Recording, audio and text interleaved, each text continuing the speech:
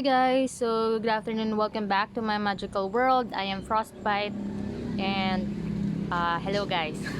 Okay, so currently it's 4:53 and we're going to continue reading as usual because that's what we do here. I read for you because we are both a lazy individual.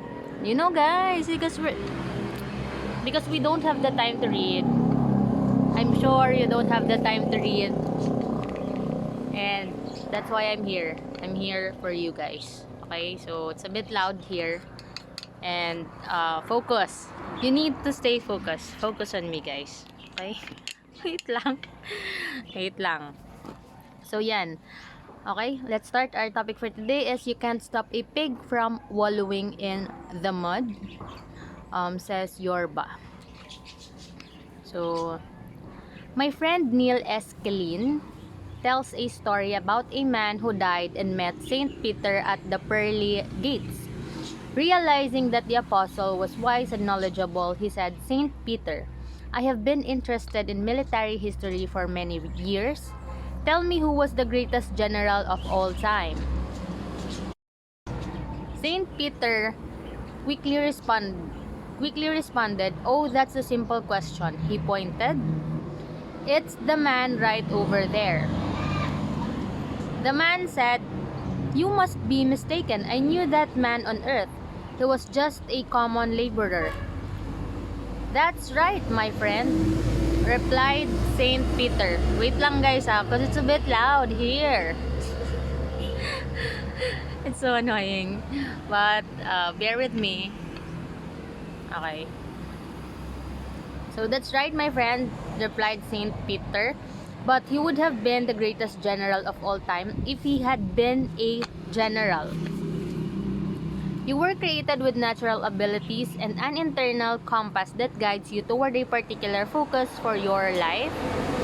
That's only the starting point. The next step is yours.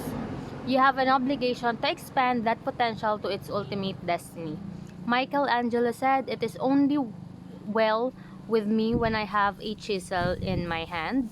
Discover what you are supposed to do and do it." I have the opportunity to spend large segments of time in airports because I travel frequently. Almost invariable, I notice scores of people who look like they are in a hurry to nowhere. Isn't it incredible that so many people devote their whole lives to fields of endeavor that have nothing to do with their gifts and talents inside them? Incredibly, many actually spend their entire lives trying to change the way they were made. Every person has specific gifts, talents, and strengths. Paul told the Corinthians that every person has his own gift from God. Marcus Aurelius said, Take full account of the excellencies which you possess, and in gratitude remember how you would hanker after them if you had them not." Robert Killen reflected, "If you count all your assets, you'll always show a profit. Seize opportunities to use your gifts. Put yourself on view. This always brings your talents to light," says Balthasar Gracian. "Never judge yourself by your weakness." So I agree with Malcolm Forbes. Too many people overvalue what they are not and undervalue what they are. You are richer than you think you are. Nathaniel Emmons said, "One principal reason why men are so often useless is that they neglect their own profession or calling and divide and shift their attention among a multitude of objects and pursuits. Your best will always arise when you tap into the best gifts inside of you. One well-cultivated talent, deepened and enlarged, is worth 100 shallow faculties," says William Matthews. So, too many people take only what their wants into consideration, neglecting their talents and abilities. Deep down inside, if you are a musician, then make music. If you are a teacher, teach. Be what you are and you will be at peace with yourself. So I agree with William Bottischer. The more you learn what you do with yourself and the more you do for others, the more you will learn to enjoy the abundance of life. Do what's most natural for you. To be nobody but yourself in a world that is doing its best night and day to make you everybody else means to fight the hardest battle that any human being can fight and never stop fighting. Says E. E. Cummings, the bottom line of this is be yourself. Consider the words of Sidney Harris. 90% of the words woe comes from people not knowing themselves, their abilities, their frailties, and even their real virtues. Don't expect anything original from an echo.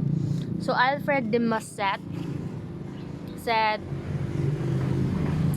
he said, how glorious it is and also how painful to be an exception. Says and then Billy Wilder adds, trust your own instincts. Your mistakes might as well be your own instead of someone else's.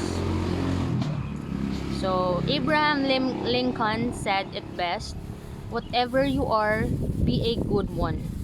Be yourself, then who else is better qualified? Okay, so I think the takeaway from um this pages that we just read is that you must honor yourself, guys. um if you are passionate at what you do in your everyday life, you just need to do it. Just do it. I mean, the yeah. So I'm here again to remind you that we all have like our unique abilities to get what we want in life. So stop rushing.